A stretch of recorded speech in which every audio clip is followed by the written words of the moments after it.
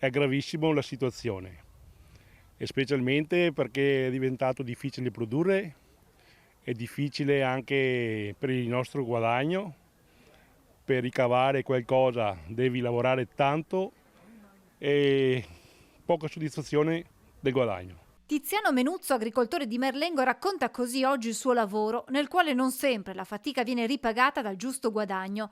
In questo 11 novembre, nel suo terreno, ha accolto le celebrazioni di San Martino, che per la tradizione contadina coincideva con la fine dei contratti dei mezzadri. Coloro che erano riusciti a dare un buon raccolto potevano rimanere nel podere, altrimenti dovevano trovare un altro casato per sopravvivere.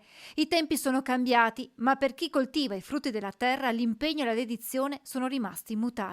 Al lavoro di sempre ora si aggiungono i cambiamenti climatici, i periodi di siccità ai quali si contrappongono mesi di piogge. Stando ai dati della regione, nel mese di ottobre in Veneto sono mediamente caduti 256 mm di pioggia, contro la media del periodo 1994-2023 di 110 mm.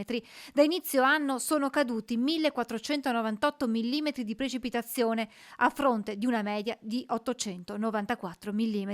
Si sono dunque registrate nei primi 10 mesi del 2024 precipitazioni maggiori del 68% rispetto alla media. Io ho 60 anni e questa cosa di tutte queste piogge, tutti i 2 mesi di pioggia primavera e autunno non le ho mai viste. Alle volte vi viene da dire mollo tutto.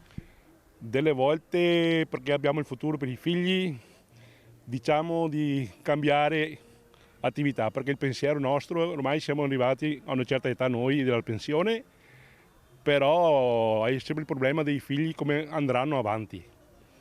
È quello il nostro problema, perché la soddisfazione è vedere i figli che prendono il tuo lavoro e che vanno avanti. Però se non c'è questa soddisfazione, tu muori dentro prima.